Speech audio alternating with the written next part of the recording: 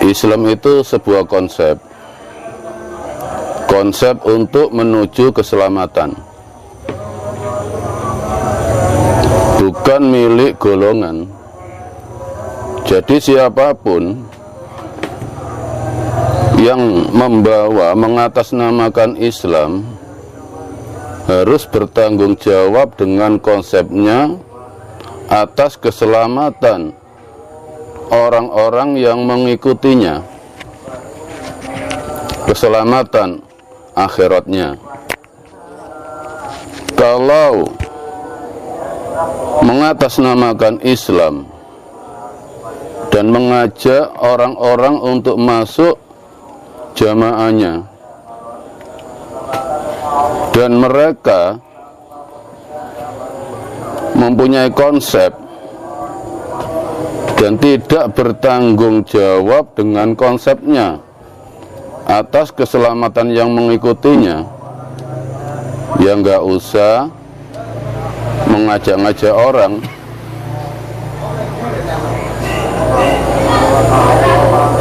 Kita itu harus bertanggung jawab dengan konsep kita. Kalau sudah berani berdakwah, bertabligh, dan mengajak orang masuk jamaah dan tidak yakin dengan konsepnya, sangat fatal akibatnya, membawa kebingungan pada pengikutnya. Dan pada dasarnya agama, terutama agama Islam, itu akarnya dari kemurnian hati untuk menyembah Allah. Dan akar kemurnian menyembah Allah itu adanya di waktu Rasulullah masih hidup. Dan di waktu Rasulullah sudah wafat, disitulah mulai terkikis kemurnian menyembah Allah yang mengatasnamakan agama Islam, di mana waktu Rasulullah wafat itu yang di samping jenazah Rasulullah itu hanya Sayyidina Ali, dan sahabat utama yang lain Abu Bakar, Umar, Utsman itu sudah rapat untuk memilih khalifah, untuk mengangkat khalifah. Melihat pemandangan tersebut, sahabat yang lain jelas mengganjal di hatinya. Gimana sih, Rasulullah aja belum dimandikan, belum dikafani, baru meninggal, kok sudah membuat rapat memilih khalifah. Dan sahabat, sebagian sahabat yang menyaksikan peristiwa tersebut, akhirnya mendirikan sebuah iktikad, yaitu iktikad Syiah. Disitulah mulai akar kemurnian menuju Allah terkikis, karena sudah mulai memecahkan diri, membuat kelompok sendiri, dan membuat ajaran sendiri bahwasanya dia merasa benar. Dan selanjutnya, setelah berdirinya Syiah, sahabat yang lain kurang setuju dengan pendapat Syiah. Lalu muncullah iktikad baru lagi, yaitu Mu'tazilah. Dan Syiah dan Mu'tazilah mulai membuat budaya-budaya Islam sendiri. Itulah mulai terkikisnya kemurnian menyembah Allah, Islam akhirnya menjadi budaya. Dan sahabat yang lain nggak terima. Gimana sih? Kok Syiah mengatakan bahwa menyembah Allah itu harus begitu? Mu'tazilah kok membuat pendapat begitu? Akhirnya muncul lagi Ahlu Sunnah, muncul budaya baru lagi, dan begitulah seterusnya. Akar kemurnian menyembah Allah yang dibawa Rasulullah akhirnya menjadi agama budaya.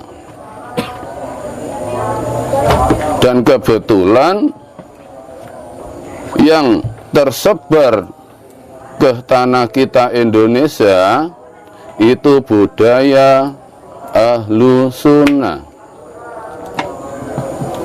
Dan setiap iktikad yang mengatasnamakan Islam, yang hilang akar ketauhidannya, menempati kebenaran mereka masing-masing, menciptakan budaya-budaya masing-masing, mereka menokohkan orang yang dianggap pandai, orang yang dianggap alim menurut versi mereka masing-masing.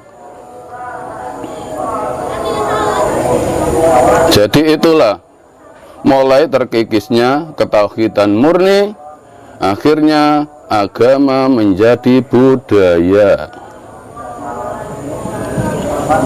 Dan budaya-budaya itu mayoritas menonjolkan pendapatnya, menonjolkan kepandaiannya, sehingga mereka berani bertablek, berani menulis kitab-kitab yang tidak sesuai dengan Al-Quran. Makanya yang ada saat ini, sesungguhnya Al-Quran itu tuntunan manusia untuk menyembah Allah dengan murni, seperti yang dilakukan oleh Rasulullah. Tetapi yang ada saat ini, agama menjadi tuntutan. Kalau kita mengikuti agama Islam, ya tuntutannya harus sesuai dengan yang diajarkan tokoh-tokoh Islam dari Arab. Tradisi-tradisi Arab dibawa ke Indonesia. Tuntutannya diantaranya orang Islam harus bisa baca Quran, orang Islam harus hafal caranya wudhu, orang Islam harus hafal batalnya wudhu, orang Islam harus tahu najis, orang Islam harus tahu cara-cara sholat, rukun sholat, batal sholat. Semuanya itu tuntutan, bukan tuntunan. Makanya mayoritas kita orang Jawa, kita orang Indonesia, banyak yang nggak mengerti agama. Sebetulnya kalau kita melakukan Al-Quran pada tuntunan sangat mudah untuk menyembah Allah, dipersulit dengan tuntutan agama yang harus tahu ilmu agama. Padahal apa yang ditulis, apa yang disampaikan dalam tuntutan agama itu banyak sekali yang nggak ada di Al-Quran. Sehingga sesuai dengan